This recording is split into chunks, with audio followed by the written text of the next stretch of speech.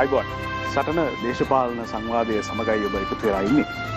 අපි සටන පටන් ගන්න 10:00 පහුණාට අද සටන පටන් අරගත්තේ දවල් වෙනකොට. හේතුව මනාපංක ටික එහෙම හම්බුනහම සටනට කැමති අය කැමති පරිදි සූදානම් වන බව හොදට පේන්න තියෙනවා. ඒ නිසා සටන එන්න මොනුසුම් වේවි. සටනේ කතා කරන මාතෘකාවලත් ඒ හර සහ ඒ බර හොඳට තියෙවි කියලා විශ්වාසයත් එක්කයි අද සටන ඉස්සරහට අරගෙන යන්නේ. දැන් මේ වෙලාවේ මේ රටේ මිනිස්සුන්ට ලොකු ප්‍රශ්නයක් තියෙනවා. ඒ තමයි ඡන්දේ කවද්ද තියන්නේ කියන එක සම්බන්ධයෙන්. මේ සම්බන්ධයෙන් මැතිවරණ කොමිසමේ සභාපතිවරයා කිව්වා මාධ්‍යයට ඔයගොල්ලෝ කලබල වෙලා මේකට දින නියම කරන්න යන්න එපා. ඒ වැඩේ අපිට බාර දෙන්න කියලා. ඒ නිසා සභාපතිතුමා හැම කිව්වට පස්සේ අපිට මේකට ඉඟිපල කරන්න බෑ. නමුත් මැතිවරණය තියෙන්න තිබුණු දවසට වඩා කල්යෑම තුල කාට හරි වාසි ලැබුණාද කාට හරි පාඩුවක් සිද්ධ වුණාද? මැතිවරණය කල්යෑමෙන් සිදු වූ වාසි සහ පාඩු මේ පිළිබඳව පුළුල් සහ අවංක දේශපාලන සාකච්ඡාවකට අද අපි සටනේ වෙලාව වෙන් කර ගන්න ඕන. මේ ගැන ප්‍රශ්න කරන්න මා මිත්‍ර සංජීව රණතුංග මහතාත් ඒ වගේම කසුන් සමරවීර මහතාත් හොඳ සූදානම කියලා මම විශ්වාස කරනවා. අයිබෝන්. ඒත් එක්කම මේ කතාව ඇතුලේ යම් තීරක භූමිකාවකට ඉඩක් හැදුනොත් එහි වගකීම බාරගන්නේ වෙන කවුරුත් නෙවෙයි මා මිත්‍ර අශෝක ඩයස් මහත්මයා. අශෝක මට පුංචි පැහැදිලි කර ගැනීමක් ඉස්සෙල්ලා කරන්න ඕනේ මේ මාතෘකාව අපි ලියාගන්නේ කොහොමද කියන එක. මැතිවරණය කල්යෑමේ වාසි සහ අවාසි කාට සිද්ධ වෙන වාසිද කාට සිද්ධ වෙන අවාසිද? මොකද මැතිවරණය කල්යෑම බලපානවා කොට්ටාස දෙකකට. එකක් දේශපාලන පක්ෂ සහ අපේක්ෂකයන්ට බලපානවා, අනිත් පැත්තේ මේ රටේ මහ ජනතාවට බලපානවා. මේ මාතෘකාව අපි දිග අරගන්න ඕනේ කොහොමද? මම හිතන්නේ මේ පාර්ශ්ව දෙක ප්‍රමුඛ මැතිවරණයට සම්බන්ධ වෙන විශේෂයෙන්ම මැතිවරණය කළමනාකරණය කරන්න ඉන්න නිලධාරී මේ මැතිවරණ කාර්යයේ තීරණාත්මක පිරිසක් විශේෂයෙන්ම සෞඛ්‍ය හා දේශීය වෛද්‍ය සේවා අමාත්‍යාංශය දැන් ප්‍රකාශයට පත් කළා තියෙනවා COVID-19 වසංගත තත්ත්වයේ තුල මැතිවරණ පැවැත්වීම සම්බන්ධ මාර්ගෝපදේශ මාලාව. මේ මාර්ගෝපදේශ මාලාව හරිම විස්තීර්ණයි. පැහැදිලි කිරීම ගොඩක් තියෙනවා. ඉතින් ඒකත් එක්ක මම හිතන්නේ අපිට මේ සාකච්ඡාවට පිවිසෙන්න පුළුවන් කාටද මේකෙන් වාසි වෙන්න පුළුවන් කාටද අවාසි වෙන්න පුළුවන් කියලා. මේ සම්බන්ධයෙන් නඩුව හරියටම ඉවර වෙලා අදට සතියයි. ඒ නිසා මේ ගැන පුළුල්ව මේ රටේ මිනිස්සු දැනුවත් සහ සාකච්ඡා කරමින් තියෙන්නේ. තවදුරටත් මේ ගැන බොහොම අවංක සාකච්ඡාවකට මේ සූදානම්. අපේ ආරාධිතයින් අපි මුලින්ම හඳුන්වලා දෙන්නම් ඔබට. ජාතික ජන බලවේගය නියෝජනය කරමින් හිටපු පාර්ලිමේන්තු මන්ත්‍රී සුනිල් හඳුන්නෙත්ති මහතාට අපි ආරාධනා කරා. අයිබෝන් ඔබතුමාට. ඒත් එක්කම අපි ආරාධනා කරා පෙරටුගාමී සමාජවාදී පක්ෂයේ අධ්‍යාපන ලේකම් පුබුදු ජාගොඩ මහතාට. අයිබෝන් ඔබතුමාට. අපි ආරාධනා කළා සමගි ජන බලවේගය නියෝජනය කරමින් හිටපු පාර්ලිමේන්තු මන්ත්‍රී අජිත් මානම්පිරු මහතාට. අයිබෝන් ඔබතුමාට. ඒ වගේම අපි ආරාධනා කළා ශ්‍රී ලංකා පොදු ජන පෙරමුණ නියෝජනය කරමින් හිටපු අමාත්‍ය නීතිඥ සුසිල් ප්‍රේමජයන්ත මහත්මයාට. අයිබෝන් ඔබතුමාට. සහ අපේ ආරාධනය එක්සත් ජාතික පක්ෂ නියෝජනය කරමින් හිටපු පාර්ලිමේන්තු මන්ත්‍රී සන්දිත් සමරසිංහ මහතාට. අයිබෝන් ඔබතුමාට. දැන් මෙතනින් එහාට මේ සභාව මම විවෘත කරනවා අපේ හිතවත් විචාරකීන්ට ප්‍රශ්න අහන්න. ඒකම අද දවසේ විශේෂ සිදුවීම් කීපයකුත් සිද්ධ වෙනවා. ඒවත් මේ මාතෘකාවට අපි පුළුවන් විදියට ගලපගෙන ඉස්සරහට වැඩේ අරගෙන යන්න. ඔබට බාරයි. හසුන් මම ඉස්සෙල්ලා ප්‍රශ්නයක් අහලා ඉන්නද? මේ මට ප්‍රශ්නයක් අහන්න විතර මුලින්ම මේ පුබුදු ජාගොඩ මැතිතුමාගෙන් පෙරටුගාමී සමාජවාදී පක්ෂය නියෝජනය කරන ඔබතුමාලා අද මේ කොළඹ කොල්ලුපිටියේ ලිප්ටන් මටරවුමේ නිරෝධායන සහ රෝග බෝවීම වැළැක්වීමේ නීති කඩන්න උනන්දුනේ ඇයි? ඇත්තටම අශෝක මේ මම හිතන්නේ රටේ ජනතාව දන්නවා මේ වසංගතේ පටන් ගත්ත දවසේ ඉඳලා අපි දේශපාලන පක්ෂයක් විදියට උපරිම වගකීම් සහගතව වැඩ කළා. රෝගය පැතිරෙන එක වළක්ව ගන්න අපි උදාහරණයකට ගත්තොත් එහෙම සෞඛ්‍ය සේවාවලට අවශ්‍ය සෞඛ්‍ය ආරක්ෂක උපකරණ සපයන්න, ඒ වගේම ජනතාවගේ දෛනික ආහාර වේල සපයන්න මේ දේවල් වලට අපිට පුළුවන් විදිහට අපි මැදිහත් වුණා. අපේ හැකියාවල වලට සමාන්තරව මැදිහත් වුණා. ගෙවිච්ච මාස දෙක තුන ඇතුලේ මම හිතන්නේ කාටත් අවබෝධයක් තියෙනවා අපි යම් සමාජ වගකීමක් සහිතව අපි හැසිරුණා කියලා. ඒ නිසා අද ඇවිල්ලා නීති කඩන්න අපිට අවශ්‍යතාවයක් තිබුණේ නැහැ. අපි අපේ උද්ඝෝෂණය සැලසුම් කරලා තිබුණෙම නිරෝධායන නීති සහ රෙගුලාසි වලට අනුකූලව. ඒ කියන්නේ මීටරයක දුරින් මුඛ ආවරණ පැළඳගෙන අපි කෑ ගැහුවෙත් නැහැ, සටන් පාට කිව්වේ නැහැ, බෝඩ් එකක් අරගෙන මීටරේ දුරින් හිටගෙන හිටියේ. ඒක තමයි අපේ මූලික මේ ආකෘතිය උනේ. ඒ විතරක් නෙවෙයි අපි විස බීජනාශක පාවිච්චි කරා. ඒ සියලු උපදෙස් වලට අනුව තමයි උද්ඝෝෂණ ආකෘතිය තිබුණේ. දැන් ප්‍රශ්නේ තියෙන්නේ අපි දැන් මේ ලිප්ටන් වටරවුමේ අපි මීටරේ දුරින් මුව වසාගෙන විස බීජනාශකයෙන් පාවිච්චි කරලා ඈතින් හිටියා. පොලිසිය ඇවිල්ලා දෙන්න තුන් දෙනා අපිව බදාගෙන ඔක්කොමලා එක වාහනයකට පටවලා මේ නිරෝධායන නීති ඔක්කොම කඩ කරමින් අරන් ගියා. ඒකේ ඔබ දැක්කනම් ඒ දර්ශන ඔබ දකින්නේ නැති උද්ඝෝෂණය නෙමෙයි නිරෝධායන නීති කැඩුනේ. මේ ඒ උද්ඝෝෂණයට කරව පොලිස් මැදිහත් වීම ඇතුලේ තමයි නිරෝධායන නීති කැඩුනේ. මීට කලිනුත් අපි විදේශ ශ්‍රමිකයන්ගේ විශේෂයෙන් මැද පෙරදිග ඉන්න ශ්‍රමිකයන්ගේ ප්‍රශ්නය පාදක කරගෙන උද්ඝෝෂණයක් කරා විදේශ සේවා නියුක්ති කාර්යාංශය ඉදිරිපිට. එතනත් ඒ විදිහටම අපි ඒ අදාළ නීතිය රකිමින් කළේ. ඉතින් මෙතන ප්‍රශ්නේ තියෙන්නේ මේක දැන් අද මනාපංක ගැසට් කරලා තියෙනවා. ඊයේ මැතිවරණ කොමිසම නිවේදනය කළා මැතිවරණයක් එනවා ඉස්සරහට කියලා. දිනේ දන්නේ නැහැ තමයි. නමුත් ඉස්සරහට මැතිවරණයක් එනවා. එතකොට මේ මැතිවරණය කොහොමද තියන්නේ කියන එකේදී ප්‍රකාශයටපත් කරනවා රැස්වීම කරන්න පුළුවන් 100 දෙනෙක්ගෙන් රැස්වීම කරන්න පුළුවන් එහෙම කියලා කිව්වා. ඉතින් මේක හරි පරස්පරයි. ඒ කියන්නේ එක පැත්තකින් කියවෙනවා 100 දෙනෙක්ගේ රැස්වීම පවත්වන්න පුළුවන් කියලා. තව පැත්තකින් මීටරේ පරතරේ තියාගෙන බෝඩ් එකක් කවුරු හරි අල්ලන් ඉන්නකොට ඒක සෞඛ්‍ය ආරක්ෂාවට තර්ජනයක් කියලා කියනවා. මේක හරිම පරස්පරයි. මට මෙන්න මෙහෙම ප්‍රශ්නයක් අහන්න හිතෙනවා. මම අහන්න ඊට පස්සේ ඔබතුමාලා අහන්න. මේ දැන් යටි හිතේ හරි සැලසුමක් තිබ්බද කොහොම හරි නිවුස් එකක් හදාගන්න ඕනේ කියලා. මොකද කැම්පේන් එක පටන් ගන්නත් ඕන වෙලාවනේ. අනේ නැහැ මේකේ මැතිවරණයත් එක්ක කිසිම මේ සම්බන්ධයක් තිබුණ නැහැ. ඒ කියන්නේ දැන් අර ඇමරිකා එක්සත් ජනපදයේ ජෝර්ජ් ෆ්ලොයිඩ් කියන කළු ජාතිකයව පොලිසියෙන් ගෙලසිර කරලා ඒක හරහා ඔහු මිය ගියාට පස්සේ ඇමරිකා එක්සත් ජනපදයේ පුරාම ඒක සම්බන්ධ උද්ඝෝෂණ පැන නැගිලා තිබුණා. ඒකට ඒ උද්ඝෝෂණ වලට මර්ධනයකුත් එල්ල වෙලා තිබුණා. ඒකට ඇමරිකා එක්සත් ජනපදයේ පුරාම අර සමහර තැන්වල ඔබ දකින්නේ නැති සිටියම් ලකුණු කරලා තියෙන උද්ඝෝෂණ තිබ්බ තැන් මුළු සිටියම පුරාම තියෙන උද්ඝෝෂණ. ඒක ඒ ඇමරිකානු ජනතාවගේ ප්‍රජාතන්ත්‍රවාදය සමානාත්මතාවය ඉල්ලලා කරන අරගලයට සහාය පළ කරන්න ලෝකේ සෑම රටකම පාහේ උද්ඝෝෂණ පැන නැගුණා. ඒ උද්ඝෝෂණ යම් ආකාරයක ප්‍රචණ්ඩ ස්වභාවයකුත් ගත්තා. ඒ උද්ඝෝෂණ. නමුත් දැන් සමහර රටවල අපි ගත්තොත් එහෙම ඊටාම මර්ධනීය පාලන තන්ත්‍ර තියෙන රටවල් වල පවා සංකේතිකව හරි උද්ඝෝෂණ කළා.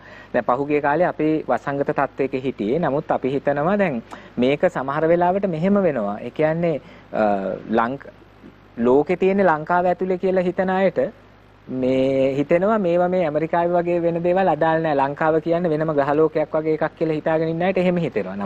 නමුත් අපි ලංකාව තියෙනෙත් ලෝකයේ ඇතුලේ ලංකාවේ ක්‍රියාත්මක වෙන දේශපාලනයේ ලෝකයේ ක්‍රියාත්මක වෙන දේශපාලනයේම එක්තරා ආකාරයක පිළිබිඹුවක් ලෝකේ කොහේ හරි තැනක තියෙන ප්‍රශ්නේ අපිටත් අදාළ ප්‍රශ්නයක් කියලා හිතන දේශපාලන සම්ප්‍රදායක ඉන්න නිසා අපි වාමාංශිකයෝ අපි මේක තමයි අපි ලෝකෙට සම්බන්ධ වෙන විදිය. ඉතින් ඒ කොහේ හරි තැනක ප්‍රශ්නයක් එද්දී අපි හිතනවා ඒ ඇමරිකානු ජනතාවගේ යුක්තිය පිළිබඳ අරගලයකට අපි සහාය දී යුතුයි කියලා. ඉතින් ඒ නිසා අපි ඊටාම නිශ්චිතව මීට දවස් 4කට විතර කලින් අපි හංගල කරපු එකක් නෙවෙයි ඊටාම නිශ්චිතව දවස් 4කට විතර කලින් ප්‍රචාරක කටයුතුත් කළා.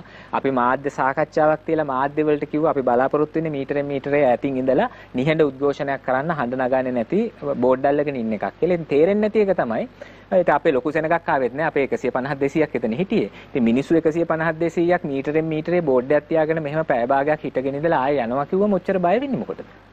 සුසිල් ප්‍රේමචන්ද්‍ර හිටපු ඇමතුමනි දැන් මේ ඡන්දය වෙනදා වගේ නෙමෙයි සුවිශේෂ තත්ත්වයක් යටතේ අපිට තියන්න වෙලා තියෙන්නේ. සෞඛ්‍ය හා දේශීය වෛද්‍ය සේවා අමාත්‍යාංශය නිකුත් කරපු මාර්ගෝපදේශවල මම මේ මාර්ගෝපදේශවල 4 වෙනි පිටුවෙන් කියවන්නේ 2.1.9 මේ රැස්වීම පවත්වන්න තියෙන මාර්ගෝපදේශ. එක් කතිකයෙකු භාවිතයෙන් පසු මයික්‍රොෆෝනය විස බීජ හරණය කළ යුතුය.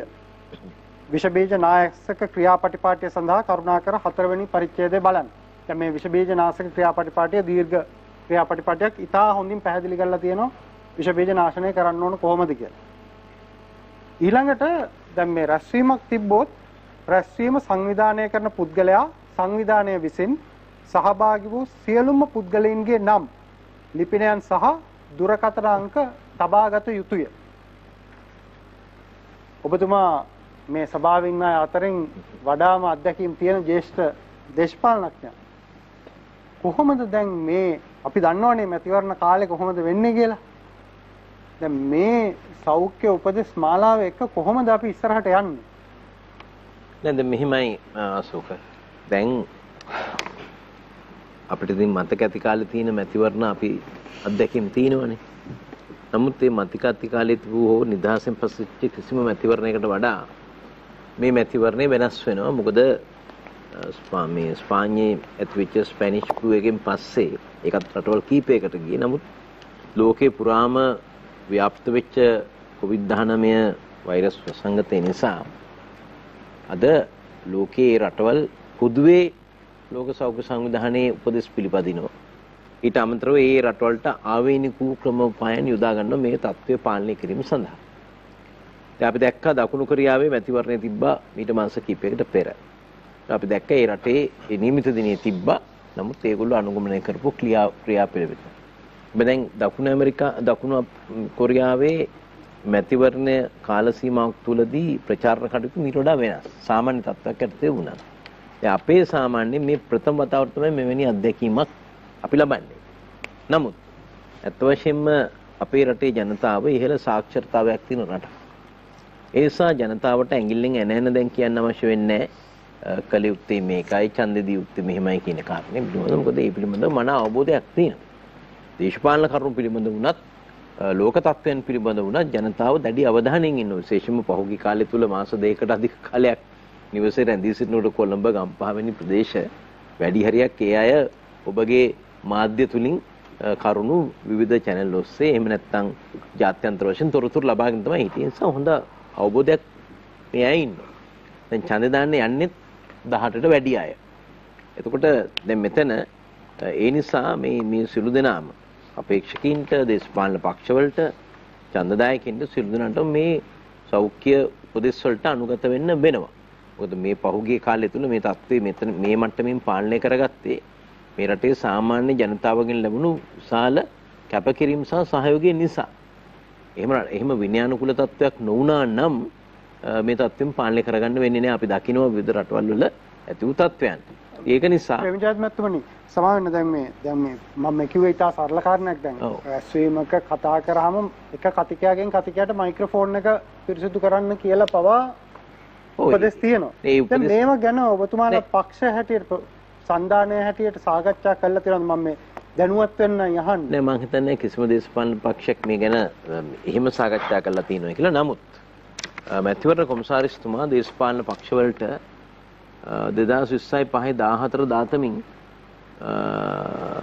ලිපියක් යොමු කරලා තිනවා පිළිගත් දේශපාලන පක්ෂවල ලේකම්වරුන්ට 2020 පාර්ලිමේන්තු මැතිවරණ සඳහා වෙනත් පක්ෂ හා සන්ධානගතව තරඟ කරන දේශපාලන පක්ෂ ලේකම්වරුන්ට යැවෙන ලිපියක කියලා. ඒකේ ශීර්ෂ පාඨයේ තියෙන්නේ පාර්ලිමේන්තු මැතිවරණ 2020 සෞඛ්‍ය අමාත්‍යාංශයේ වසංගත රෝග මර්ධන ඒකකය හා එක්ක මැතිවරණ කොමිෂන් සභාව සකස් කිරීමට යෝජිත පාලිත වසංගත තත්ත්වයක් within inverted commas යටතේ මැතිවරණය පැවැත්වීමේදී අනුගමනය කළ යුතු උපමාන සැකසීම හා ඡන්ද විමසීමට අදාළ ක්‍රමවේද නව්‍යකරණය කිරීම. මේ යටතේ කරුණු 2 3 කියන කරුණු යටතේ ප්‍රධාන කරුණු කීපයක් පිළිබඳව උපමාන සකස් කිරීම සඳහා යෝජනා අදහස් විමසලා තිනවා. මම විශ්වාස කරනවා ශ්‍රී ලංකා පොදු ජන පෙරමුණ ඒකට අදාළ ලේකම්වරුන් සහ අනිකුත් නීතිඥයින් එවැනි පිරිසක් සම්බන්ධ වෙලා මේකට යෝජනා මාලාවේ යවලා තිනවා. දේශපාලන පක්ෂත් එහෙම යවලා ඇති. ඒතොර ඒකේ ප්‍රධාන වශයෙන් තියෙනවා මේ පාලිත තත්ත්වයට මේක පැවැත්වීමේදී ප්‍රධාන කරුණු කීපයක් පිළිබඳව අවධානය යොමු කරන්න. මේකේ තියෙනවා මූලික කටයුතු. සැපයලෙන් ඡන්දය දීම. ඇඩ්වාන්සින් වෝටින් තියෙනවා නම් ඒක. ඡන්ද විමසීම පැවැත්වෙන විදිහ. ඡන්ද ගණන් කිරීම.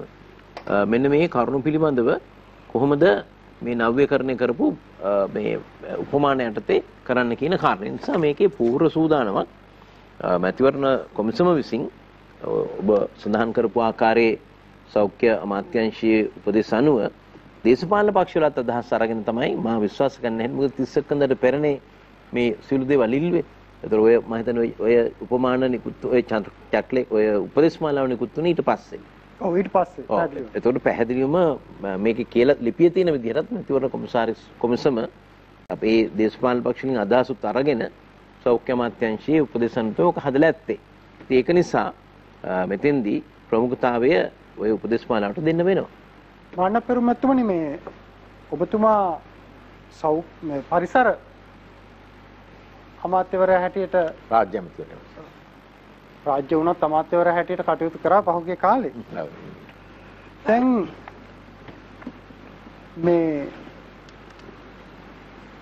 මේ වැඩ අපිට දකින්න හම්බ වුණා මේ පහුගිය දවස්වල දැන් ජල ජීවි කර්මාන්තය වැඩි දියුණු කිරීම සහ අභිජනනය මේ වෙඩිතල තෙව් වගේ ප්‍රදේශවල යෝජනා ඇවිල්ලා තියෙනවා මේ ජල ජීවි කර්මාන්තය සම්බන්ධයෙන් පරිසරවේදීන්ගේ චෝදනා මතුවෙනවා. දැන් මේ මැතිවරණයත් එක්කම තමයි මේ යෝජනාවල් අලුතෙන් එන්නේ. මොකද මේ පහුගිය සුමාන දෙක තුනම ගත්තොත් පරිසර ප්‍රශ්න ගොඩාක් ඉස්සරහට එනවා. දැන් මැතිවරණ කාලෙක මේ එන පරිසර ප්‍රශ්න දිහා බැලුවාම අපිට හිතෙනවා මොකද මේ ගොඩක් ඒවා සාකච්ඡා කරද්දී කියන කාරණේ තමයි මේවා සැලසුම් හදලා තිබුණේ. මේ මොහොතේ උනේ ක්‍රියාත්මක කිරීම විතරයි කියලා. අපි හිතමුකෝ වැලි පෝෂණය කිරීමේ ව්‍යාපෘතිය කියලා අඟුලාන කැලිඩෝ කළුතර වෙරළ තීරය සහ වැල්ලවත්තේ සමාවෙන් දෙහිවල ගල්කිස්ස මේවා බැලුවම කියන්නේ මේවා සැලසුම් කරලා තිබුණේ. ඒ නිසා මේ ඡන්දේ තිබුණත් අපිට මේක මේ වෙලාවේ කරන්න යෙදිලා තිබුණේ කියලා. ඒ අතර මේ නිසි පරිසර ඇගයීමක් යටතේද මේක කරලා තිබුණේ. ඔව් දැන් එතන කතා කරනවා නම් ගල්කිස්ස මුහුදුරට රුපියල් ලක්ෂ 8900ක් වියදමින් පහුගිය දවස්වල වැඩි දාලා ඒ වැඩ ටික ඔක්කොම මුහුදට ගහගෙන ගිය ප්‍රශ්න තියෙනවා. ඒතර ඒක 2000 අපි ඒක මුල සැලසුමක් ගැන කතා කරොත් එහෙම කළු ගඟේ මෝයකට හැම ගම් වතුරකදීම මෝයකට කපනවා. ඒතර 2000 දිගටම කපාගෙන ආවහම අනිත් පරිසරයේ පායන කාලේ වෙනකොට වැලි පරේ ආපහු ගහලා මේ කළු ගඟේ මෝයකට කළුතර කැලිඩෝ බීච් එක ගාව තියෙන මෝයකට ආයි වැහෙනවා. ඒක තමයි ස්වභාවිකව සිදුවෙච්ච දේ. 2017 දී මේක දැන් මේ කාරණේ තියෙන දැන් ඔබතුමා කියනවා හැම සැරේම ගම් වතුර කාලෙට මේ මෝයකට කපනවා කියලා. ඔව්.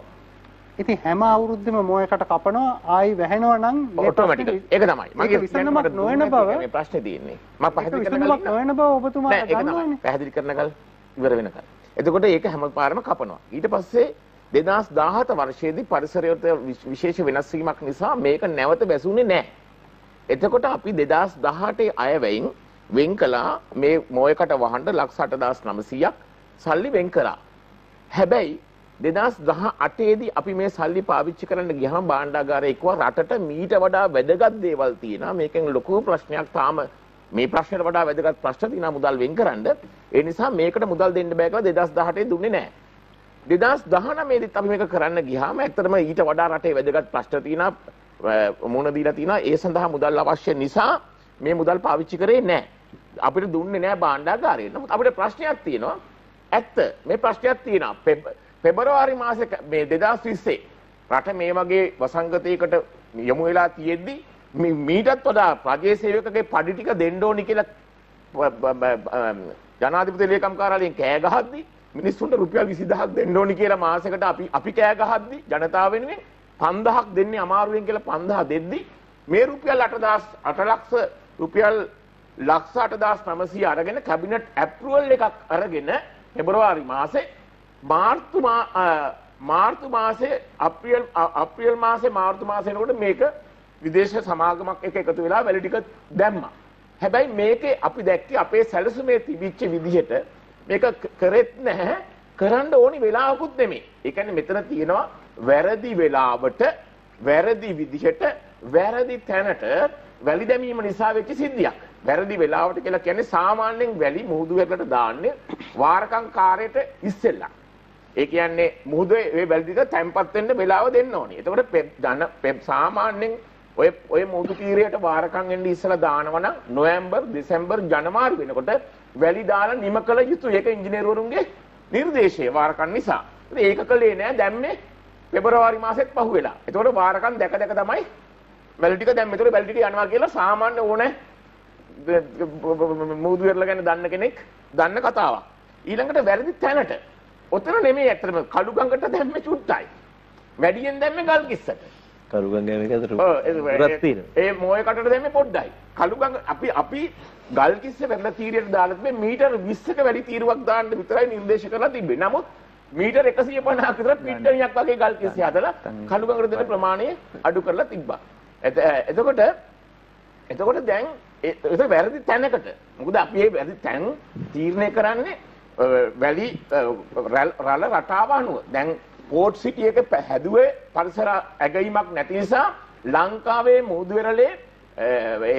වෙරළ රැලි වෙන දියවැල් රටාව වෙනස් වෙලා තියෙනවා. ඒකින්ද එදා වෙච්ච කාදන නෙමෙයි අද වෙන්නේ. ඒ පෝට් සිටි එක හදපු නිසා. නමුත් ඒකත් අපි ප්‍රේරාදනීය විශ්වවිද්‍යාලයට කියලා ගණනය කරලා මේ රටාව හදලා ඔක්කොම කරලා නිර්දේශ වෙච්ච විදිහක් තිබේ. ඒ විදිහට නෙමෙයි දැම්මේ. වෙනත් කාටවත් හිතුමතයට හිතුවක්කාර විදිහට තමයි වැලි දැම්මේ. ඊට පස්සේ වැලි දාන මෙතඩ් එකක් තියෙනවා. ඒකට කියනවා සෑන්ඩ් එන්ජින් මෙතඩ් කියලා. ඒ කියන්නේ වාරකම් කාර්ය වෙනකොට මේ වැලි දාපු එකෙන් 10%ක් විතර හොදගෙන ගිහිල්ලා අනිත් වෙලාවට ආපහු ඒක අර රිකවර් කරනවා ඒ ටික. ඒ මෙතඩ් එකවත් අනුගමනය කරන්නේ නැතුව මම දන්නේ ඇයි මේ ඇඳිරි නීතිය වෙලාවේ කලබලෙට ලක්ෂ 8900ක් වැරදි විදිහට වැරදි තැනට වැරදි වෙලාවට රටේ මෙච්චර මුදල් ප්‍රශ්නයක් තියෙද්දි විනාශ කළේ ඇයි කියන එක ප්‍රශ්නයක් තියෙනවා. මට අපේ සැලසුමක් එහෙම නෙමෙයි. ඒ කියන්නේ එහෙම සැලසුමක් තිබ්බේ නැහැ කියලා ඔබතුමා කියන්නේ. සැලසුමක් තිබ්බේ වෙලාව වෙනස්.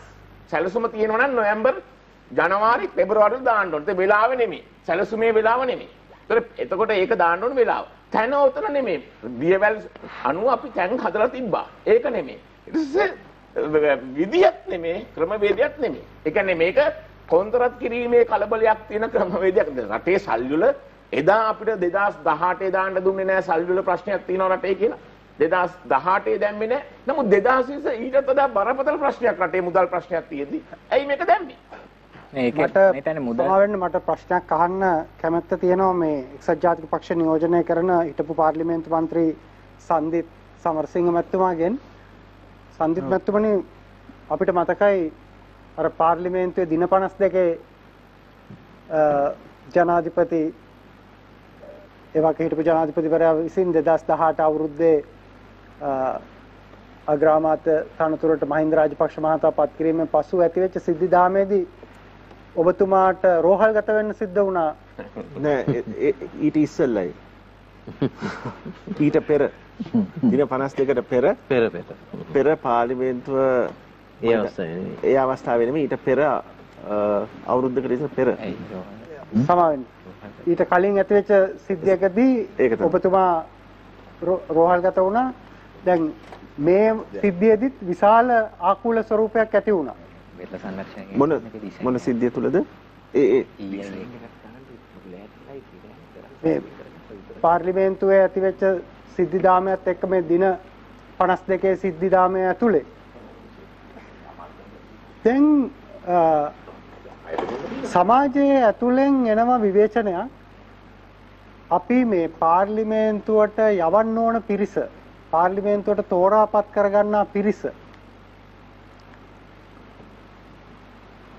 පාර්ලිමේන්තුවට පැවරෙන ප්‍රමුඛ කාර්ය ඉෂ්ට කරන්න, ව්‍යවස්ථාදායක කාර්ය ඉෂ්ට කරන්න සුදුසු පිරිසද කියලා.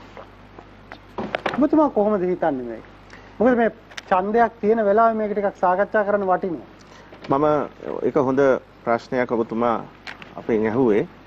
අනිවාර්යයෙන්ම මේක ජනතාවගේ අතේ තමයි තිබෙන්නේ කවුද පාර්ලිමේන්තුවට එවන්න ඕනේ කියන එක. අද අපි දන්නා පාර්ලිමේන්තුව හිටපු පාර්ලිමේන්තුව ඊට ඉස්සෙල්ලා හිටපු පාර්ලිමේන්තුවලත් විවිධ මැති ඇමතුරුන් හිටියා. ඒ කට්ටියගේ ක්‍රියාදාමයන් හරිද කොහොමද වැඩ කරන්නේ කියන එක එතන ප්‍රශ්නයකුත් තියෙනවා. පක්ෂ විපක්ෂ. ඒ වගේම පාර්ලිමේන්තුවේ ප්‍රජාතන්ත්‍රවාදය සහ පාර්ලිමේන්තුවේ කතා කිරීමේ අයිතිය ඒ පත් වෙන മന്ത്രിවරයාට හෝ මහජන නියෝජිතයාට තිබිය යුතුයි. එතන රණ්ඩු කරන තැනක් නෙමෙයි. ඉතින් ඒ ළඟට ගහ ගන්න තැනකුත් නෙමෙයි. හැබැයි එහෙම නේද වෙලා තියෙන්නේ? දැන් අන්තිමට අද තියෙන්නේ එහෙම නේද? ඒක තමයි. ඉතින් ඒ වෙනස කරන්න පුළුවන් වෙන්නේ මහජනතාවට. දැන් මහජනතාවට අමාරුවෙන් හරි ඡන්දේ දාන්න පුළුවන් ක්‍රමවේදයක් හැදලා තියෙනවානේ. මේ කියන්නේ මෙතන මේ වෙලාවේ දැන් ඡන්දේ ප්‍රකාශ කරලා තිනවා. මැතිවරණ ඉදිරියේදී මැතිවරණ කොමසාරිස්තුමා දිනයක් දෙයි. එතකොට මම හිතන්නේ මහජනතාවට පුළුවන් හරි මහජන නියෝජිතෙන් පත් කරලා එවන්න. මොකද අපි දන්නවා සමාජ මාධ්‍ය ජාල ඔස්සේත් ඒ වගේම මේ අනිකුත් මාධ්‍ය නාලිකා ඔස්සේත් කාලයක් ගියා කිව්වා මේ 225ම අවශ්‍ය නැහැ කියන තැනකට ගියානේ. වැඩක් නැහැ. පාර්ලිමේන්තුවක් වැඩක් නැහැ. පාර්ලිමේන්තුවේ ඉන්න മന്ത്രിවරුත් වැඩක් නැහැ. මේ ඔක්කොම මේ වරප්‍රසාද ලබා ගන්නවා කියලා ඒ වගේ ලොකු කතිකාවක් සමාජය තුළ ඇති වුණා. ඉතින් එතකොට මම කියන මහජනතාවට අද රටේ ඒ ගැන කතා කරන ප්‍රජාතන්ත්‍රවාදය ගැනත් පොඩ්ඩක් හිතන්න ඕනේ. අද ප්‍රජාතන්ත්‍රවාදයට ලොකු ප්‍රශ්නයක් වෙලා තිබෙනවා. මේ කොරෝනා වදුරත් එක්ක. ඒ කියන්නේ දැන් අද දැක්කනේ අර මෙතුමා මේ අය ගිය උද්ඝෝෂණයට මොකද වුනේ කියලා. එතනදී උද්ඝෝෂණය කරා කොරෝනා වසංගතය කියන මේකත් ඒ තියෙන ඒ බලයත් එක්ක නීතිමය සාධකත් එක්ක මොනවද කරේ අර උද්ඝෝෂණය කරපු අයට ඒ තාඩන පීඩන කළා ඒ විදිහට ප්‍රජාතන්ත්‍ර විරෝධී විදිහට ඒ පොලිසිය ක්‍රියා කරා. ප්‍රජාතන්ත්‍ර විරෝධී නෙමෙයි කොරෝනා විරෝධී විදිහ. කොරෝනා ඔව් ඒ සෞඛ්‍ය ප්‍රතිපත්ති වලටත් විරුද්ධව ඒ තමයි දාගෙන ගියා. ඉතින් එතකොට කියන්නේ ඒ කරපු කාර්ය එතන කරපු තැන ඒ කරපු විදිහ හරිද කියන ප්‍රශ්නයක් තිබෙනවා. ඊළඟට අද දන්නවා ජනාධිපති සමාවෙන්න අපි අර කලින් කාරණයට ආපහු ආවොත් සමසිංහ මෙතුමනි දැන් ඔබතුමා කිව්වා මේ මිනිස්සුන්ට තියෙනවා කියලා වගකීමක් මේ පිරිස තෝරගන්න. හැබැයි දැන් මිනිස්සුන්ට තෝරන්න වෙන්නේ ලයිස්තුව ඇතුළෙන්. ඡන්දදායකව හැටියට අපිට තෝරගන්න වෙන්නේ අපිට පක්ෂ වලින් හදලා එහෙම නැත්නම් ස්වාධීන කණ්ඩායම් වලින් හදලා ඉදිරිපත් කරන ලයිස්තුව අතරින්. ඒක ප්‍රශ්නයක් ඒක. දෙක ඒ පිරිස ව්‍යවස්ථාදායකයට മന്ത്രിවරු හැටියට තේරිලා ගියාට පස්සේ ඔවුන් තමන්ව පත් කරපු පිරිසට වගකීමෙන් බැඳෙනවද කියන කාරණය. අනිවාර්යයෙන්ම හිතන එකට එකඟව ජනතාවට සේවය කරනවා නම් ඒ ජනතාවත් එක්ක සිටිය යුතුයි. එහෙම නැත්නම් අස් වෙලා ගෙදර යන්න ඕනේ. අපි පාර්ලිමේන්තුවට යනවා නම් යන්න ඕනේ කිසිම දෙයක් බලාපොරොත්තුව නෙමෙයි ජනතාවට සේවය කරන්න. කිසිම අපිට වරප්‍රසාද අවශ්‍ය නැහැ. වරප්‍රසාදයක් බලාගෙන මම පාර්ලිමේන්තුවට ගිහිල්ලත් නැහැ, වැඩ කරලත් නැහැ. අපි හැම වෙලේම ජනතාවත් එක්ක ජීවත් වෙන්න වැඩ කරන්නේ මේ විදිහට. ඒ වගේම අනිත් දේ තමයි ජනතාව බුද්ධිමත් වෙන්න ඕනේ කවුද පාර්ලිමේන්තුවට එවන්නේ කියලා. ලයිස්තුවක් තියෙන්න පුළුවන්. ඒ ලයිස්තුව තුල තෝරන්න ඕනේ කවුද පාර්ලිමේන්තුවට ගිහින් ජනතාවට ජනතා හිතකාමී විදිහට ප්‍රජාතන්ත්‍රවාදී විදිහට සේවය කරන්න කියන එක. අන්න ඒ තැනට යන්න ඕනේ ජනතාවට මේ අද මම හිතන්නේ ජනතාව ඉතා බුද්ධිමත් තරුණ කොටසක් ඉන්නවා, ඉතා බුද්ධිමත් කොටසක් සිටිනවා. එම නිසා පාර්ලිමේන්තුවට වැඩ කරන්න පුළුවන්, ජනතාවට වැඩ කරන්න පුළුවන්, ජනතා හිතකාමී ඒ වගේම ප්‍රජාතන්ත්‍රවාදයට ගරු කරන ඒ උත්තරීතර ආයතනයට එවන්න කියන එක තමයි අපි කියන්නේ. හොඳයි. මම හිතන්නේ සුනිල් හඳුන්නෙත්ති මහත්තයා අමතක කරා වගේ දෙයක් වුණා කියලා මට හිතෙනවා. නෑ මේ අපි ඉවර වෙනකන් ඉන්නේ තාම. හොඳයි. එහෙනම් මම එක ප්‍රශ්නයක් එතුමෙන් අහන්න. ඔයගොල්ලෝ අහන්න. ඒතර අපි ඔයගොල්ලෝ ඉවර වෙනකන් ඉන්නේ. හොඳයි. දැන් අපි මේ මැතිවරණයේ කල් දැමීම සම්බන්ධයෙන් කතා කරමින් හිටියනේ. ඊට මන්ත්‍රීතුමා මේ සම්බන්ධයෙන් ගරු අධිකරණයේ මූලික අයිතිවාසිකම් පෙත්සමක් එමත් විභාග වුණානේ. ඒ නඩුවට ඔබතුමන්ලා සක්‍රියව දායක වුණ බව පේන්න තිබුණේ නැහැ. ඇත්තටම ඒ නඩුවට යන්න ඕන කම්පැනි ආණ්ඩුව. අපි නෙමෙයි. මොකද ඒ පාර්ලිමේන්තු මැතිවරණයේ ව්‍යවස්ථාවට අනුව තියන්නේ කොහොමද කියන එක ප්‍රශ්නේ විසඳ ගන්න ඕන ඇත්තටම ආණ්ඩුව. ආණ්ඩුවේ ප්‍රශ්නයක් ඒක. ආණ්ඩුව එතන මොකද මැතිවරණ කොමිසම එක පැත්තකින් දිනේ තීරණය කළා. ජනාධිපතිතුමා ඊළඟට දිනේ දෙනවා. ඊළඟට ලොකුම ප්‍රශ්නයාව එතන ශ්‍රේෂ්ඨාධිකරණයේ හරියට සාකච්ඡා වුණාද කියන ප්‍රශ්නේ තියෙනවා.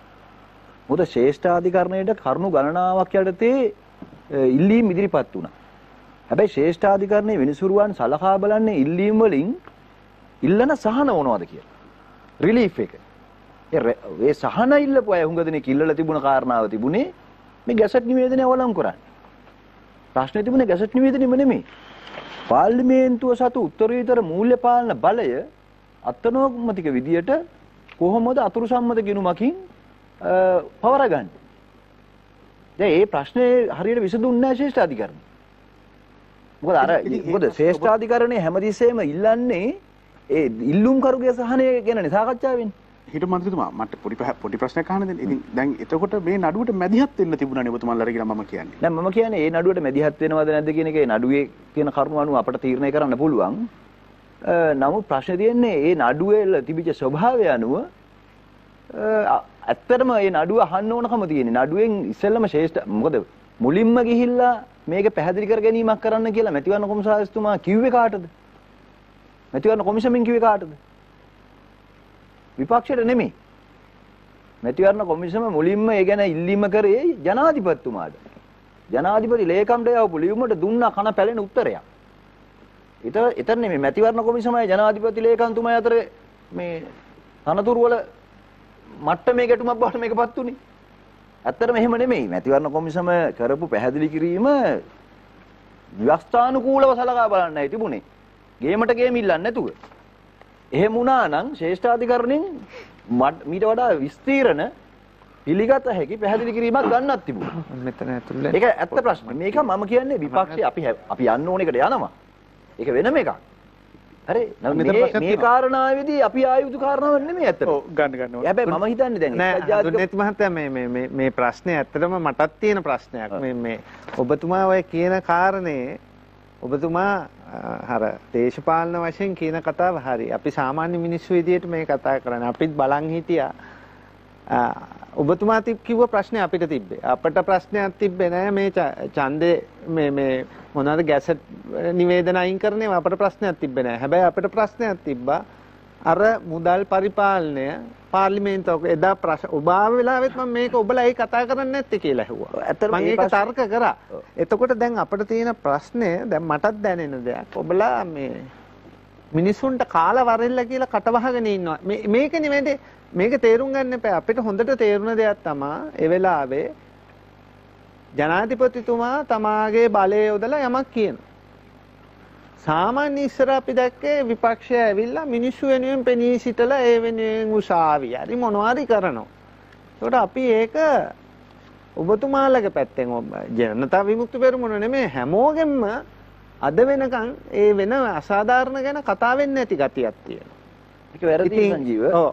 ඒක තමයි මම කියන්නේ. මොකද දැන් මේ අතුරු සම්මත ගිණුමක් හරියට සම්මත කරගත්තේ නැති පාර්ලිමේන්තුවක මාර්තු 6 වෙනිදා එවැනි දෙයක් තියෙනවා කියලා මම දැන් ඔබලාගේ නාලිකාවේදී හොඳටම පැහැදිලි කරුණා. මම මාධ්‍ය සාකච්ඡාවක් තියලා මේ ගැනම කතා කළා. ඔව්.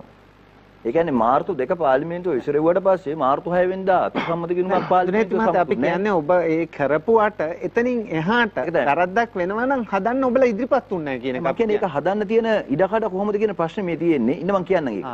ඊට පස්සේ ඒ කාරණාව ගැනම අපි නැවත සොයා බලද්දි හරිද දැන් මේක දැන් නීතිය ඉස්සරහට ගෙනියන කතා කරද්දි ඔය ඉදිරිපත් කරපු මේ පෙස්සන් වල ඒ කාරණාව තිබුණා කරුණක් හැටියට අඩංගු වෙලා නිශ්චිතව කාරණාවක් හැටියට අඩංගු වෙලා තිබුණා හැබැයි ශ්‍රේෂ්ඨාධිකරණයේ මේ පෙස්සන් වල ඒ කාරණාව අඩංගු වෙලා තිබුණාට කරුණක් හැටියට අතුරු සම්මත කිරීමේ මූල්‍ය පාලන බලය පාර්ලිමේන්තු සතු බලය මේ විදිහට අත්නෝමතික විදිහට යොදාගෙන තියෙනවායි කියන එක තිබුණාට ගැටලුව තිබුණේ ඒ පෙස්සන් වල විභාගෙදී තමයි ඒක දැනුනේ අතර විභාගේ වෙනකොට තමයි ඒක අවසානයේදී තමයි ඒ කාරණාව අනාවරණය වෙන්නේ රිලීෆ් එකක් හැටියට. ඒ කියන්නේ ඉල්ලුම් කරුවන්ගේ සහනයක් හැටියට ඒක සාකච්ඡා වුණේ නැහැ.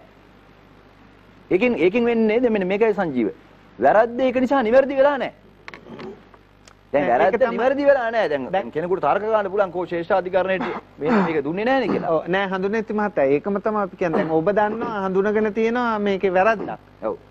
ඊට පස්සෙවත් ඔබතුමාලා ඒක එහෙනම් නිවැරදි කරගන්න යන්නේ නැහැ නේ. ඉතින් මේ තියෙන කාලය ගත්තොත් මේක දැන් දැනුත් ඒ කාලේ තියෙනවා කියලා මම හිතන්නේ. ඔව්. හරිද? මොකද හේතුව කියන්නේ දැන් ආයෙත් ඒ වැරද්දම ඊට වඩා ඩබල් එකේ කරලා තියෙනවා ඊයේ පෙරේදා. දැන් ආණ්ඩුව ඔව් අයවැයක් හැටියට අයවැය චක්‍රලේඛයක් හැටියට මම අදත් මාස සාකච්ඡාවක් කියලා කිව්වා. අයවැය චක්‍රලේඛයක් හැටියටම ජුනි මාසේ පළවෙනි ඉඳලා අගෝස්තු මාසේ 31 දක්වා මුදල් වියදම් කරන්න බිලියන 1023ක් මුදල් අනුමත කරගෙන තියෙනවා. එතකොට එතනට යොදාගෙන තියෙන්නේ 153 වගන්තිය. 153 වගන්තියේ තියෙන්නේ අභිනව පාර්ලිමේන්තුව රැස් වූ දින සිට මාස 3ක් ඉදිරියට. ඒ කියන්නේ අභිනව පාර්ලිමේන්තුව රැස් වෙන දිනයක්වත් තාම අපි දන්නේ නැහැ. අභිනව පාර්ලිමේන්තුව රැස් වූ දින සිට මාස 3ක් ඉදිරියට මුදල් වියදම් කරන්න පුළුවන් බලයක් කොහොමද දැන් යොදාගන්නේ? ඒතර බරපතල ප්‍රශ්නයක් තියෙන මට ඊළඟ වටේදී මම කියන්නම් ඒක. ඔබතුමා ඔය කියන ප්‍රශ්න තමයි අපිට තියෙන්නේ. ඔබතුමාත් ඒ ප්‍රශ්න මට හඳුනෙත් මහත්තයා මිනිත්තුවක් දුන්නොත් ඔය ඔබතුමා කියන ප්‍රශ්නම තමයි අපි කියන ප්‍රශ්න තමයි ඔබතුමා අපිට කියන්නේ. අපිට ඒව ඕනේ නැහැ. අපිට ඕනේ මේවට උත්තර. මම ආණ්ඩුවක් නෙමෙයි. නෑ නෑ. මම කියන්නේ ජනතාව වෙනුවෙන් මේ ප්‍රශ්නේ අපි මෙහෙම කරමු. අපි ජනතාව වෙනුවෙන් මේ ප්‍රශ්නේ මතක වරදවා මේක ගන්න එපා. අපි මේ කියන්නේ අපි විරුද්ධ පක්ෂකින් බලාපොරොත්තු වෙන දේ ඒ වගේ වැරදි වෙනකොට හදන්න ක්‍රමවේද හදා දෙන එක. මට නම් හිතෙන්නේ මේ යන විදියට හදන්න ක්‍රමවේද තියෙනවා කියලා. ඒක අපි ඊළඟ වටේ අපි සාකච්ඡා කරමු සංජීව. අපි හදන්න තියෙන ඉඩකඩ කොහෙද තියෙන්නේ කියලා. හඳුන්නේ මොකද දන්නවද? මහත්මයා නඩුත් හාමුදුරන්ගේ බඩුත් හාමුදුරන්ගේ කියලා කියමනක් තියෙන්නේ ගාමිණී භාෂාවේ. හරිද? දැන් මේ යන්නේ එවැනි යුගයකට. එතකොට නීතිය සීමාවලුත් තියෙනවා. නීතිය සීමාවල් තියෙන්නේ නඩු පොතේ විතරක් නෙමෙයි. හරි? මං කියන්නේ අපි ඊළඟ වටේට යමු. උඹලා ඒ බරෑරුම් බව අරගෙන නැහැ ගතියක් දැන්. හරි. අපි මෙහෙම කරමු. පොඩ්ඩක් කට්ටියම ගමු ඉතින් මේක මම කියන්නේ දා. මට තප්පර 10ක් දෙන්න. හරි. තප්පර 10ක් දෙන්න. මොකද හේතුව මේ පෙස්සන් වල තුච්ච කරුණු සහ වෙච්ච තර්ක ඔය සියල්ලම මම අධිකරණයේ හිටියා. ඔය දවස් 11න් අඩුම තරමේ දවස් 8ක් හිටියා මම මැදිහත් පාර්ශ්වයන්ගේ දේශනවලදී හැර. ඉතින් මගේ වටේදී මම ඒකට උත්තර දෙන්න. අපි දෙවන වටේ ආරම්භ කරමු. දෙවන වටේදී එක් ආරාධිතයෙකුට විනාඩි 4ක් කාලයක් ලැබෙනවා. ඒ වටේ ඔබතුමාගෙන් පටන් ගන්න පුළුවන්. හැබැයි අර සංජීව පුන ඇහුවට ඔහු කතාව කිව්වා උඹලා කාලාවරෙන්කෝ කියලා තමයි දීලා පැත්තකටලා හිටියේ කියලා. ඒකට තමයි උත්තරයක් ආවේ නැත්තේ. මොකද නඩුවට මැදිහත් වෙන්න තිබුණා. මම හිතන්නේ හෘද සාක්ෂියරකක ඔබත් දන්නවා දිල්ෂාන් ජනතා විමුක්ති පෙරමුණ ජනතාවට කාලවරෙන් කියලා බලාගෙන ඉන්න පක්ෂයක් නෙමෙයි. එහෙම හිටියනම් ජනතාවට ගොඩක් කන්නත් වෙලා. හරිද? එහෙම හිටියනම් අපි බත්තකට වෙලා බලාගෙන හිටියනම් එහෙම ජනතාවට මීට වඩා ගොඩක් කන්නත් වෙලා. මට මගේ වටේ මං පටන් ගන්න හැටි හතරක් දෙනවා මට. අතන මම මුලින්ම මේ අද පෙරටුගාමි පක්ෂයේ සහෝදරුන්ගේ උද්ඝෝෂණයට කරපු නිර්දිත ඒ නිර්ලජ්ජිත ප්‍රහාරය අපි පක්ෂයක් හැටියට හෙලා දකින්න සම්පූර්ණයෙන්ම. මොකද ඒක හෙලා දකින්න වෙන්නේ අර හෙට මට හෙට ඔබට මේ අපි කාටවත් සිද්ධ වෙන දේ පෙරමග ලකුණක් අද මේ දැක්කේ. මොකද හේතුව එක රටක එක නීතියක් කියලා නෙමෙයි මේගොල්ලෝ කිව්වේ. සුරක්ෂිත රටක්. එක රටක එක නීතියක්. කාටවත් ඒක නීතියක් කියලා. හැබැයි අපි පහුගිය දවස්වල දැක්කා ආණ්ඩුවේ ඇමතිවරයෙකුට ආදාහනය කරන කටයුතු මරණය සිද්ධ වුණාම ඒ නීතිය කොහොමද සිද්ධ වුනේ කියලා. ඒකම සාමාන්‍ය හමුදාවේ සෙබලෙක් මිය ගියාම කොරෝනා සැකපිට ඒ අයට කොහොමද සිද්ධ වුනේ? මම දැක්කා එක තාත්තා කෙනෙක් නිරෝධායන මධ්‍යස්ථානයක ඉඳගෙන තමන්ගේ දරුවගේ මලගමට එන්න බැරි වුණා. ඒ වගේ ඛේදනීය තත්ත්වයක් තිබුණා. හැබැයි ඒකම අනිත් පැත්තට. හරිද? ඒ තාත්තට එහෙම එක නීතිය හමුදා සෙබලට මියුණ හැදිලා කියලා තව නීතියක්. ඇමතිවරයෙකුට තව නීතියක්. ඒ ඇමතිවරයාත් ආණ්ඩු පක්ෂේ නූන නම් එක නීතියක්. දැන් තොණ්ඩම නැමතුමා ආණ්ඩු පක්ෂේ ඉඳලා මිය ගියාම ඔහොම වුණා. මං හිතන්නේ විපක්ෂයේ ඉඳගෙන ඒ මට්ටමේම ගරු බුහුමන් ලබන්න ඕන කෙනෙක් මිය ගියොත් ඔහොම වෙන්නේ නැහැ. ඒ තමයි නීතිය හැටි. ඒක තව විදිහකට දැක්ක අද අපි. මං කියන්නේ ඇත්තටම දැන් ජෝර්ජ් ෆ්ලොයිඩ්ගේ ඝාතනයට විරුද්ධව ජාත්‍යන්තර විරෝධතාවයන් සිද්ධ වෙද්දී ගියේ ආණ්ඩුවේ කාගේවත් විරුද්ධව නෙමෙයිනේ. හරිනම් අපි දැක්කා කැනඩාවේ අගමැතිවරයාත් ගිහිල්ලා තිබුණා.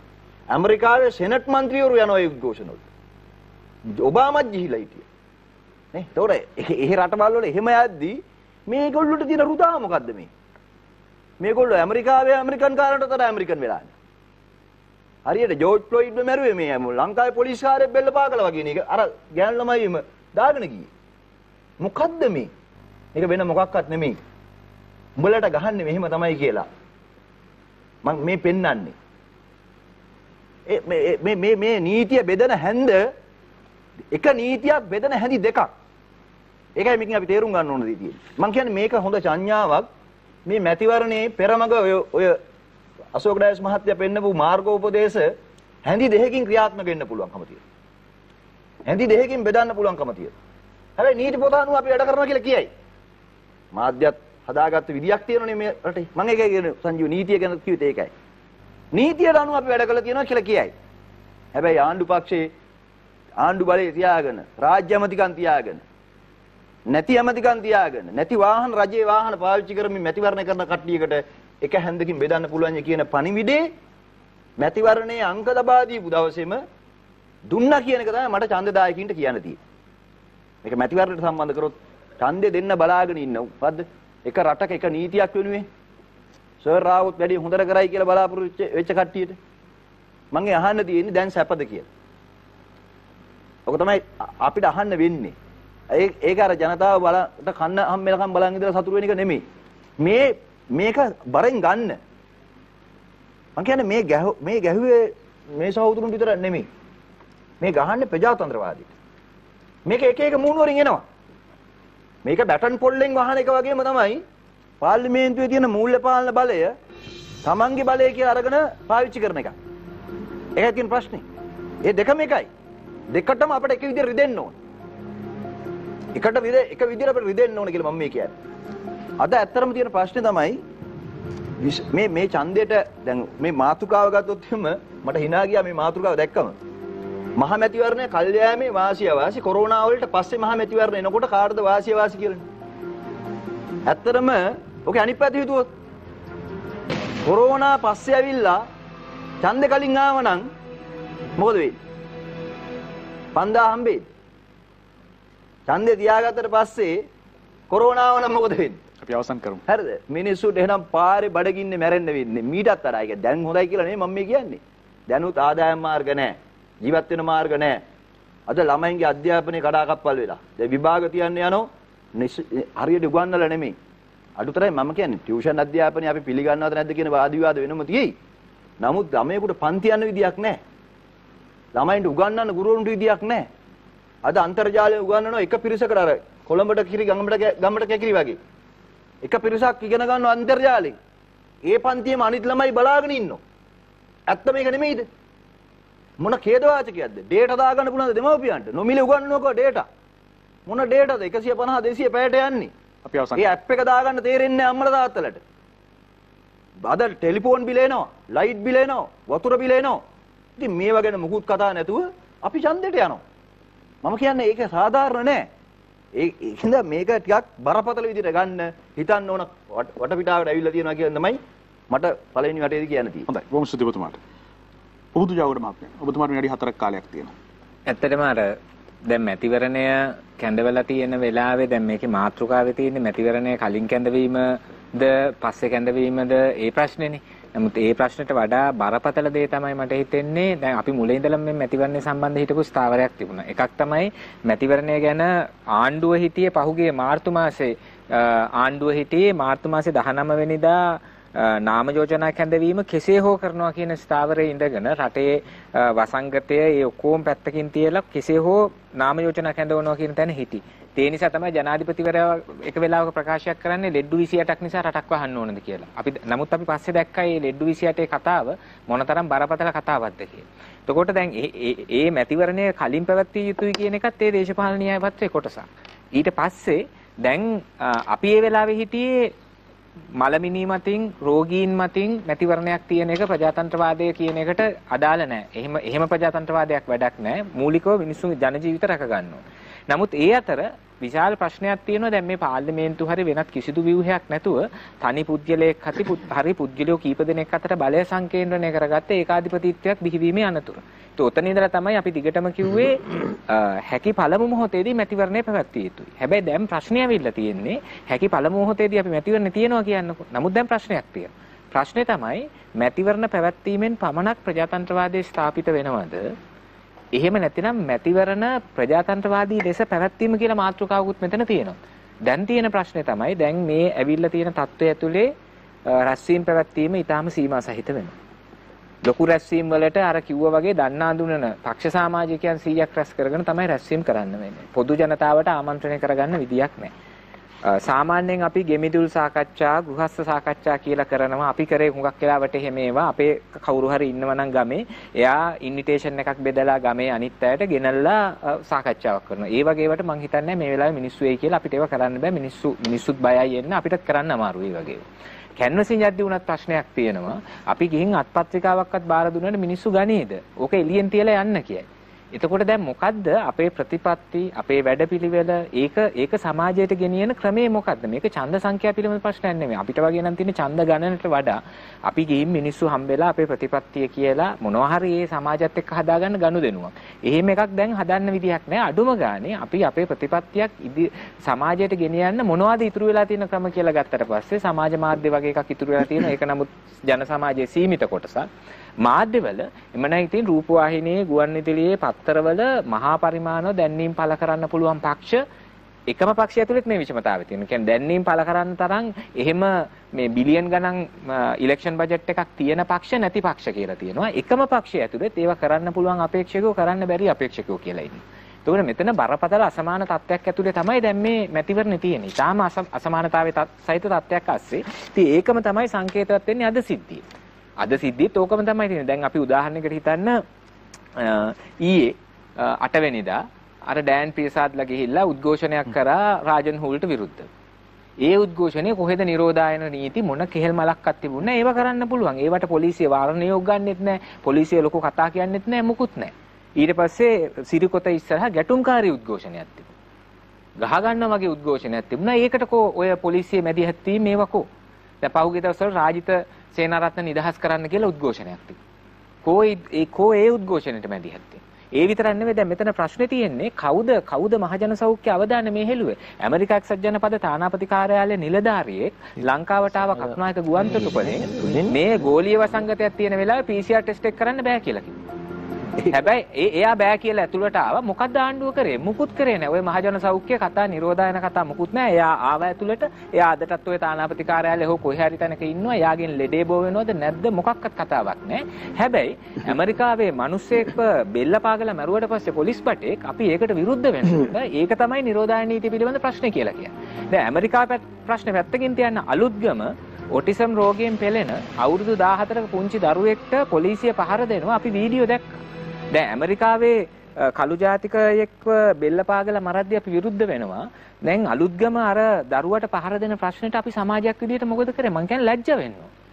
අපි නිරෝධායන නීති අරක මේක කියලා ඒවට විරුද්ධ නොවී දැන් අකුලගෙන ඉන්නවා. එහෙනම් අපි දිගටම ඉන්නවද? මෙහෙම ඉඳලා අපි මේ සමාජයක් විදිහට අපි කොතනටද යන්නේ? අර ප්‍රශ්නේ කිව්වම කියනවා ඒක ඇමරිකාවේ ප්‍රශ්නයක් කියලා. අර දරුවගේ ප්‍රශ්නේ කිව්වම කියනවා ඒ මුස්ලිම් මිනිහෙක්ගේ ප්‍රශ්නයක් කියලා. ඔහොම ඉන්නවා. දැන් අවසානයේට මේ ප්‍රශ්නෙට අපි කොහොමද සමාජයක් විදිහට මුහුණ දෙන්නේ? ඒ නිසා බරපතල අර්බුදයක් තියෙනවා. ඒ අර්බුදේ මම කියන්නේ තප්පරෙන් කියන්නම් අර ඉස්සර අපි ගමේ ක්‍රිකට් ගහද්දී එහෙම සමහර අය ඉන්නවා ක්‍රිකට් දන්නේ නැති. ක්‍රිකට් දන්නේ නැති ඒ ක්‍රීඩාව දන්නේ නැති චණ්ඩි ඉන්නවා. ඒගොල්ලෝ කරන්නේ පැරදීගෙන එනකොට විකට් වලටත් පයින් ගහලා හොරා උඩ් දීලා කාට හරි කනටත් ගහලා මේ ක්‍රීඩාවේ නීති මුකුත් අපිට අදාළ නැහැ. අපි මෙහෙමයි ක්‍රිකට් ගහන්නේ. උඹලා කැමති නම් අපිත් එක්ක ක්‍රිකට් ගහපල්ලා නැත්තම් නිකන් හිටපල්ලා කියනවා. මේ ඒ වගේ දැන් මේ හැම එකකම මොකක් හරි පාර්ලිමේන්තුවේ මූල්‍ය බලය හරි. මැතිවරණ තියෙන විදිය හරි. උද්ඝෝෂණ කිරීමේ අයිතිය හරි. මේවට මේ මොකක් හරි නීතියක් තියෙනවා. ඒකට ඒව ඔක්කොම පැත්තකින් දාලා විකට් කුරු වලට පොලේ පයින් ගහලා අම්පයර්ටත් ගහලා යන්න බෑ. දැන් ඒක ඇවිල්ලා දුර්වලකමක්. මේක මේ මහ ලොකු ඡණ්ඩිකමක් ප්‍රජාතන්ත්‍ර විරෝධී මාර ආඥාදායකත්වයක් නෙමෙයි මේ දුර්වලකමක්. මේ බියසුලුකමක්. මේක නිවටකමක්. මේ අඩුම ගානේ නීති රීති ටික දන්නේ නැහැ ක්‍රීඩාවේ. හොඳයි. බොහොම ස්තුතියි ඔබතුමාට. හිටපු පාර්ලිමේන්තු මන්ත්‍රී අජිත් මාන්නම් පෙරමුණ. මට කියන්න තියෙන මාතෘකාව අනුව මැතිවරණයේ කල්යෑමේ වාසි සහ අවාසි කියලා කිව්වහම මේ රටේ ජනතාවට වාසි දෙකක් සිද්ධ වුණා. එකක් තමයි අර රෝග බිය පොඩ්ඩක් හරි අඩු වෙච්ච වෙලාවක ඡන්දේ දාන්න කියන්නේ අවදානම අඩු වෙලා නැහැ. නමුත් එදාට වඩා අවදානම අඩු වෙලා ඡන්දේ දාන්න සිදුවීමක් ඇති වුණා මේ කල්යෑම නිසා. දෙවැනි එක මේ ගෝඨාභය මහත්තයාගේ ආණ්ඩුවේ සැබෑ නිර්වත දැනගන්න පුළුවන්කම ලැබුණා රටේ ජනතාවට. දැන් අර කිව්වා වගේ අද දවසේ මම සිරස නාලිකාව තුල ප්‍රවෘත්ති බැලුවා. මං කියන මේ රටේ ජනතාවටත් නැවත හරි කමන්නේ සිරස නාලිකාව තුල ප්‍රවෘත්ති බලන්න අද රාය 7ට මිනිස්සුන්ට ගහපු ගැහිලි ටිකත් බැලුවා නම් බල්ලෝ බලල්ලු වගේ මිනිස්සුන් අරන්ගෙන ගියා වගේ නම් මේ නිරෝධායන නීති කඩනවා කියලා ආණ්ඩුව මේක කරා නම් දෙයනේ මේ අරන්ගෙන මිනිස්සුන්ගේ නිරෝධායන නීති අනුව අරයි යන්න එපා මිනිස්සුනේ. බල්ලෝ බලල්ලු ටික වගේ දාගෙන පටවගෙන කකුල් වලින් අත් වලින් උස්සගෙන පටවන හැටි දැක්කහම එතකොට රජය නේද නිරෝධායන නීති කැඩුවේ. ඒකින්ද අපි සම්පූර්ණ අපි දකිනා මේ ආණ්ඩුව ආවා විතරයි. මොකද මේ එකම මැතිවරණය තිබ්බනම් මේක රැල්ලට යන්න තිබ්බා. අද දැන් ජනතාවට තේරුම් ගන්න පුළුවන් මේ මිලිටරි මානසිකත්වයේ මේ ආණ්ඩුවේ තියෙන. දැන් අද වෙනකොට ජූනි 2 වෙනිදා ගැසට් පත්‍රයක් ගහනවා මේ රජය වර්තමාන රටේ යම් යම් ස්ථානවල නිදහස් සහ සාමකාමී සමාජ පැවැත්මට හානි කරන මතුවෙන නීති උල්ලංඝනය කරනවා නම් හමුදාව බුද්ධ්‍යංශය පොලිසිය 12 දිනක් සමන්විත කණ්ඩායමක් ජනාධිපති කාර්ය සාධක බලකාය කියලා මැදිහත් වෙන්න අවස්ථාවක්. මට මේ ගැසට් එක දැක්ක ගමන් මතක් වුණේ එහෙනම් අර මගේ ගමේ රතුපස්වල වතුර ඉල්ලපු මිනිස්සුන්ට වෙඩි තියලා මරපු කාලේ ඒක ඒ මැරුවේ මෙහෙම ගැසට් එකක් ගහන්න නැතුව මේ වගේ බලයක් මේ කණ්ඩායමකට දෙන්නේ නැතුව අද හමුදා ඛණ්ඩයකට මේ වගේ බලයක් ජනාධිපතිතුමා යටතේ දීලා පටන් ගන්නවා කියන්නේ ඔන්න අද පටන් ගත්තා මේ උද්ඝෝෂණයට ගහපු ගැහිල්ල දිහා බැලුවාම. ඒතර මේ වගේ මිනිස්සුන්ගේ බලල්ලු ගානට ගණන් ගන්න ක්‍රමවේදයක් මේ කියනවා. දැන් මේ ආණ්ඩුවට ජනතාවට තේරෙන්න ඕන සැබෑ නිර්වත. එතකොට මේගොල්ලෝ මොනවද කරේ? අද රටේ මිනිස්සුන්ගේ රැකියාව අහිමි වෙලා. ඒවට ප්‍රශ්න වලට උත්තර නැහැ. එතකොට ආර්ථිකයේ මිනිස්සුන්ගේ කඩාගෙන වැටලා. ඒවට උත්තර නැහැ. ආර්ථිකය මෙහෙන් කඩාවැටලා තියෙද්දි රැකියාව අහිමි වෙලා තියෙද්දි අනිත් පැත්තෙන් අර කිව්වාගේ කෝටි ලක්ෂ 8900ක් වියදම් කරලා වාරකම් කාලේ මුහුදේ වැඩි දාලා මුහුදට දිය කරලා ඇරියා. කාගේ ඕනකමද මේවා කළේ? රටේ මෙහෙම ප්‍රශ්නයක් තියෙනවා. දැන් හෝමාගම ක්‍රිකට් ක්‍රීඩාංගණයක් හදන්න ලෑස්ති වුණා. ජනතාව කෑ ගහපු හින්දා, විපක්ෂයේ කෑ ගහපු හින්දා ඒක සමාවිල්ලලා අයින් වුණා. රටේ ලෝකේ බොරතෙල් මිල අඩු වෙලා තියෙනවා.